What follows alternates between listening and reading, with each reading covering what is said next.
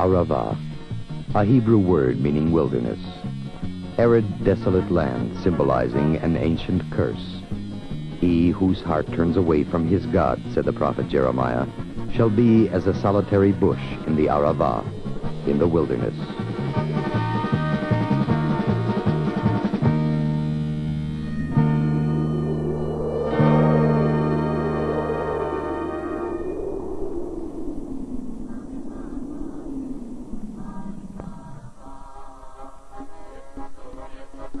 A new Moshav settlement, Yahel, is established in the Arava.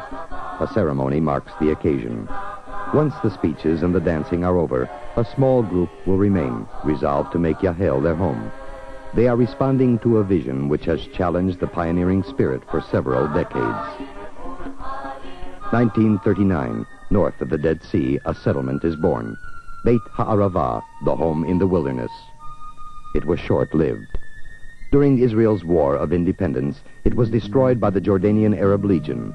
Yet its settlers were convinced that this arid soil could be cultivated. For 2 years, the early settlers washed salt from the soil with water from the River Jordan, searching for plant breeds that could adapt to the harsh conditions. Salt.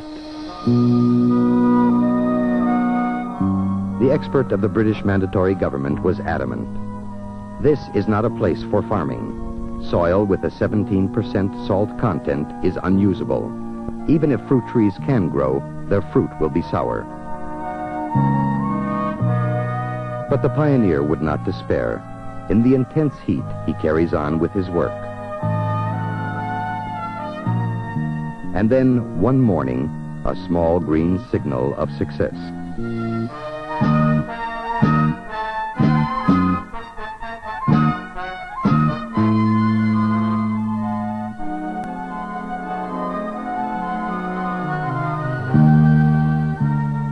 Unbelieving, the government expert returns to the desert. Now I can see, he said, that for the Jews of Eretz Yisrael, the word impossible has no meaning. This soil can give life.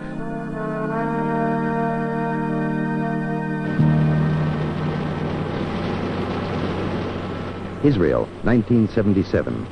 The independent state approaches its 30th anniversary. The Arava, the vast southern section of Israel, is marked with patches of green which steadily expand.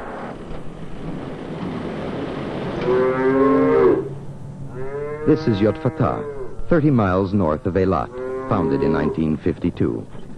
When people first brought cattle here, they were told, "You are attempting the impossible."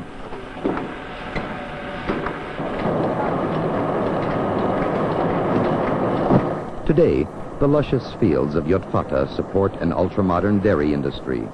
The milk products serve the entire area from Sharm el-Sheikh in Sinai to Sdom on the shores of the Dead Sea.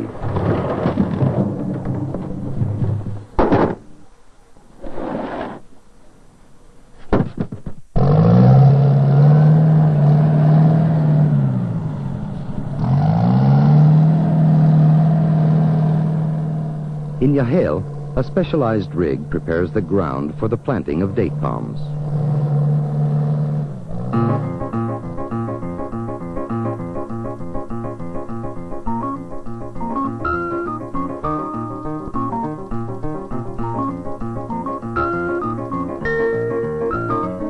As it is written in the Psalms, the righteous shall flourish as the date, and dates have become one of the principal crops here.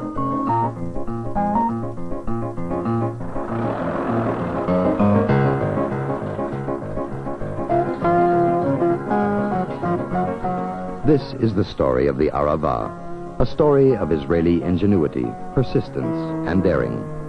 Against harsh odds, this hot, barren land has become a profitable winter garden.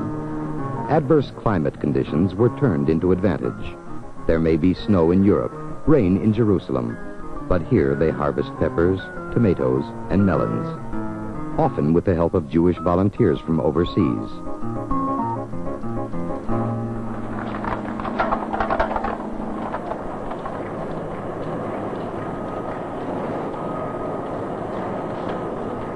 These youngsters from Argentina are a living link between the diaspora and the desert.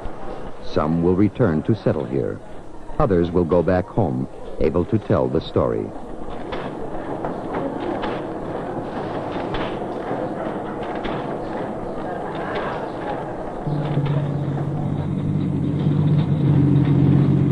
The crops are flown in cargo planes to grace the tables of Britain, France, and Germany. To Europeans, the Israeli melon is a delicious first course. To Israel, it is a solid export item.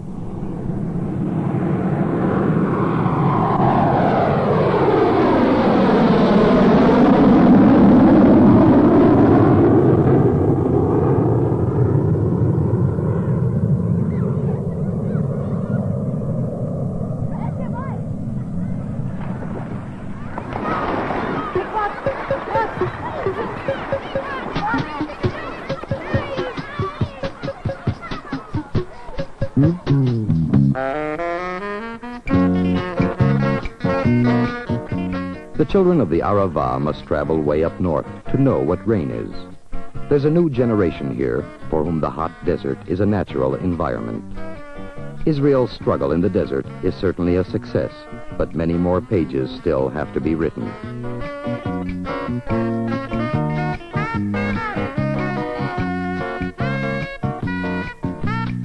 It's a tough way of life, but it has its own compensation. As the air cools in the late afternoon, families gather for that special, sweet hour of kibbutz life, a time of recreation, relaxation. The desert is more than half the size of all Israel. Its development can be assured only by the united efforts of the entire Jewish people.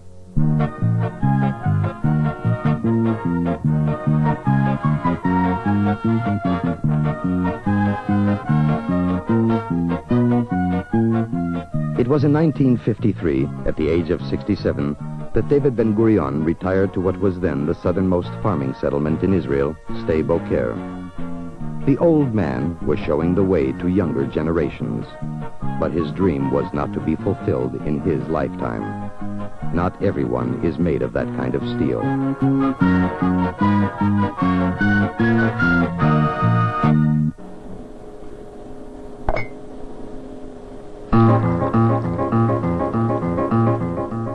Ways of desert living must be developed in order to attract people.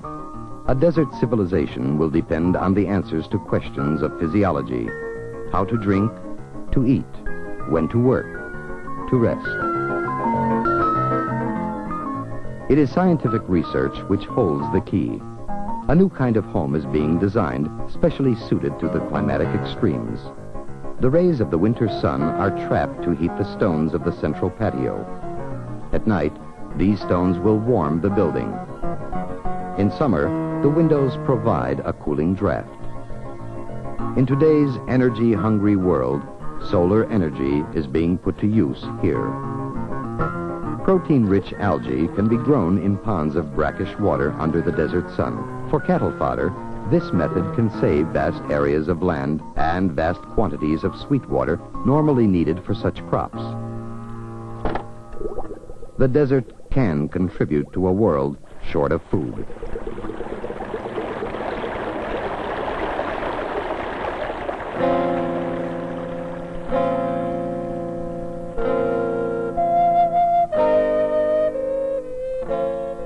Some say our future lies in our past. Almost 2,000 years ago, the Nabateans built cities and farms in the desert. Professor Isser is researching their methods for trapping the sparse rainwater which is otherwise wasted in flash floods. Already, trees sprout in the wilderness as they must have done in an earlier civilization.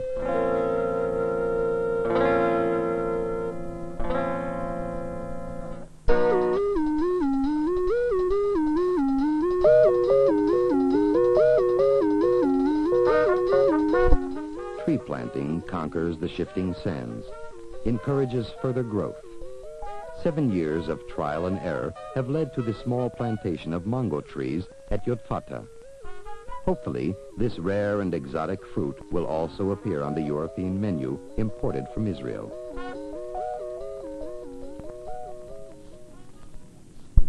The mango is a tropical fruit, easily harmed by the cold and salt water. Here, an experimental jungle sprouts in the desert.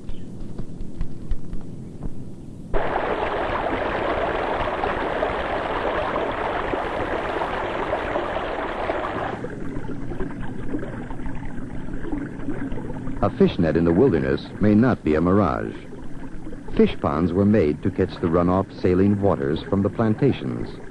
The hot climate encourages the breeding of fish.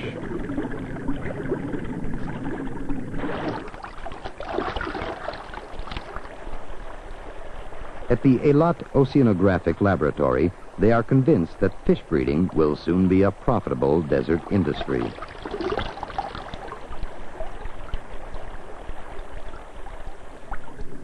Where do such ideas originate? They are a consequence of the economics of the wilderness based on scientific knowledge. It's to be maximum out of the minimum.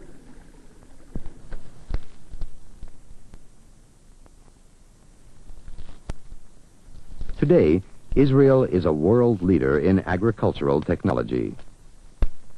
At Kibbutz Samar, the long summer is lengthened even more by hothouses. Peppers are grown on brackish, salty water by a drip process which gives each plant exactly what it needs. No more, no less. The white crusting on the pipes shows just how salty this water really is.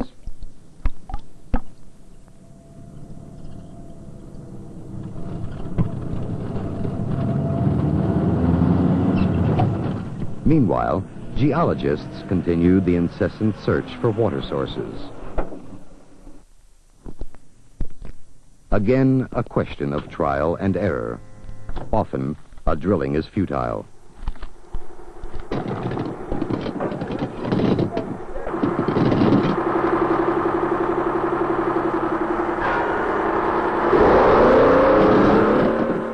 But the fact is that beneath the desert sand and rock lie underground lakes, undisturbed by time. Trapped below ground for generations, their waters have been stagnated. Yet even these hidden treasures are being sought out and put to use.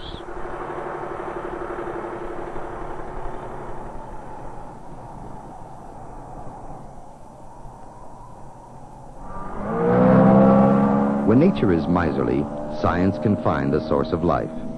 Thus, the city of Eilat developed thanks to its water desalination plant.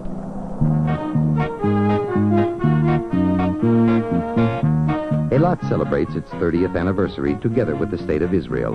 It was the last place to be taken by the Israel Defense Forces in the War of Independence. For several years, it remained a remote outpost, a place to attract lone adventurers.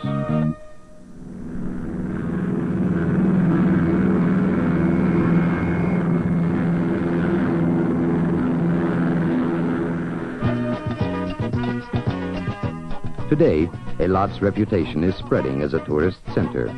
Earning foreign currency is a top priority of Israel's hard-pressed economy, and tourism has become an important source of national income. Direct charter flights from Stockholm to Eilat were instituted recently. What greater fun than leaving the icy winds of Stockholm in January and landing here?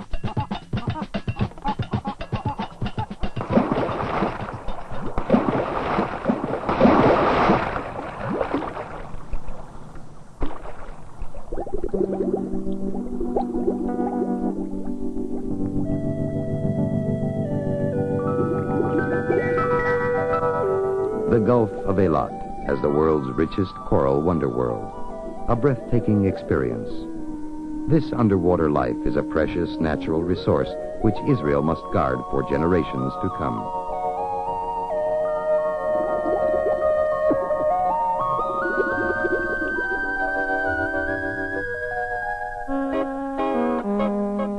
Even if one is not a diver, he can visit the underwater observatory. There are only 2 of its kind in the world.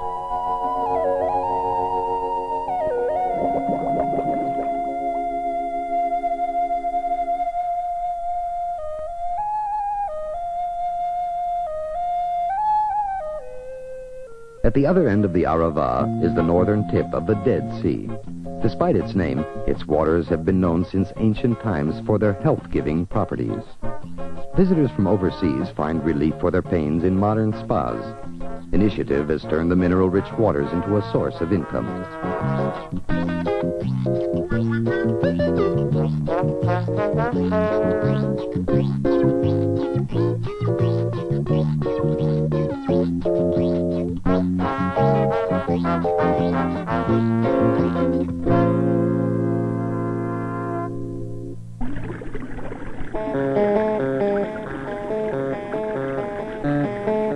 The desert oasis has always been a refuge for monks, prophets, rebels. Perhaps it was here at Ein Gedi that David, fleeing from Saul, composed the psalm, "The Lord is my shepherd, I shall not want."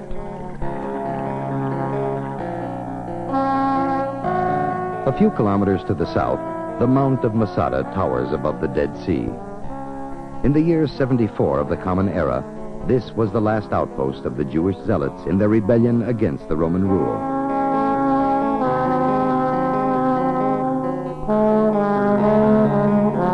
When the besieged rebels saw there was no hope, 960 men, women, and children committed mass suicide within their fortress rather than fall into captivity. A motto of modern Israel is, "Masada shall never fall again."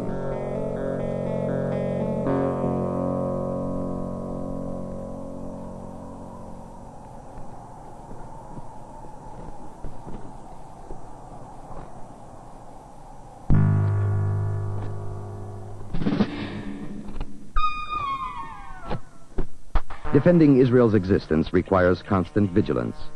The borderline of the Arava is Israel's soft underbelly, stretching through the desert, marked by isolated posts, wire fences, patrols.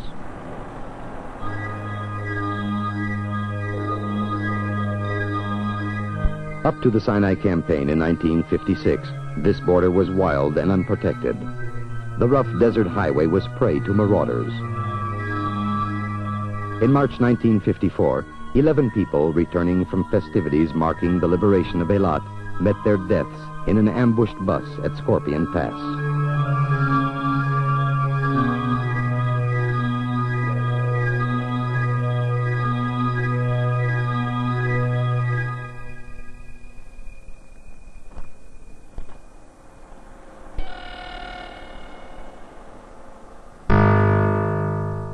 The slaughter led to greater efforts to protect the Negev and the Arava.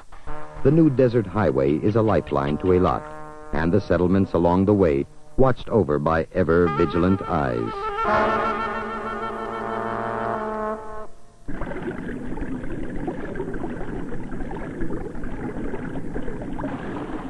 The waters of the Dead Sea, some 1,200 feet below sea level, contain about 42 billion tons of chemical salts, the only major natural resource which Israel possesses.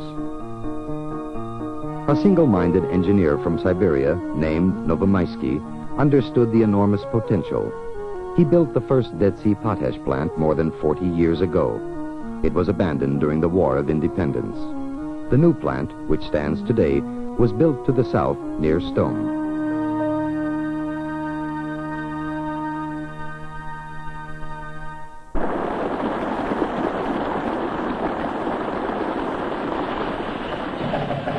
This year, 1 million tons of potash were extracted, and production increases as the world energy crisis sets a premium for chemicals and fertilizers which are not petrol-based.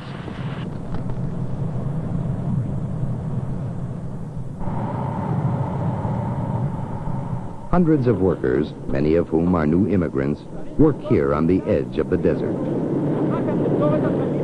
Specialists believe that magnesium alloys, the metal of the future, will bring even greater rewards.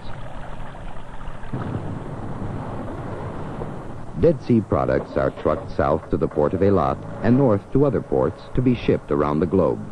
An example of Israeli industry and marketing on a large scale.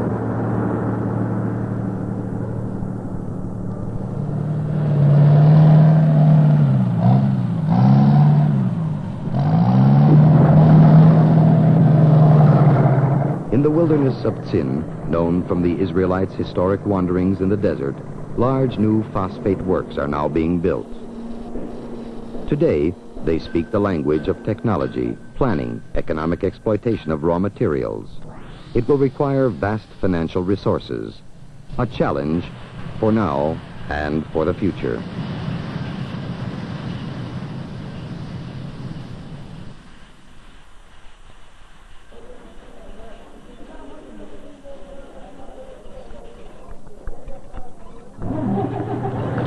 The day's work in the desert is over.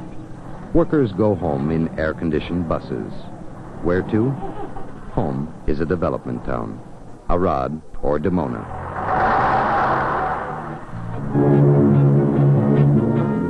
"30 years ago, we were a nation of refugees, of newcomers. The planners decided where to send people when they got off the boat. Into the desert. That's how Dimona was born."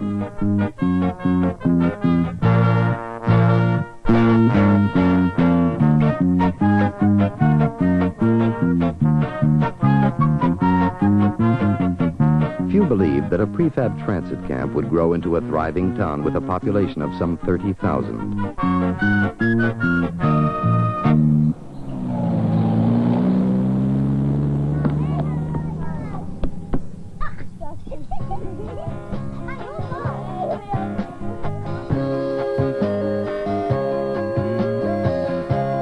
Not far is Arad, conceived and built as an exercise in architectural planning. Today, it is one of the most beautiful towns in the country. In new towns like Arad, with immigrant populations, the quality of life is higher than in the big older cities. The immigrant melting pot of earlier years has given way to a new Israeli society, not without its share of problems, but surely a unique and original creation, formed within the short span of 30 years. This is the story of new towns, land cultivation, economic development, ingenuity, persistence, daring.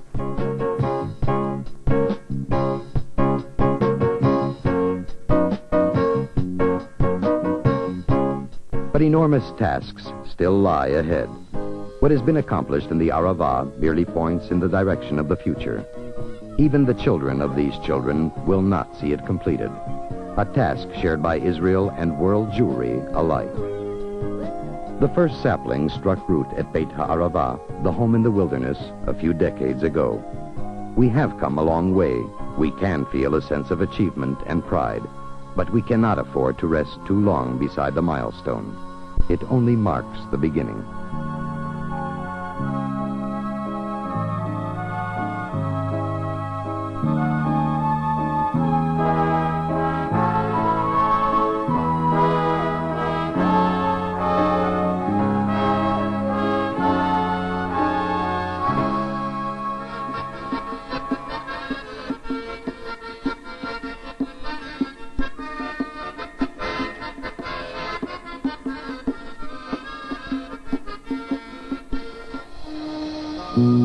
ברוך אתה אדוני אלוהינו מלך העולם, אשר קידשנו במצוותיו וציוונו לקבוע מזוזה.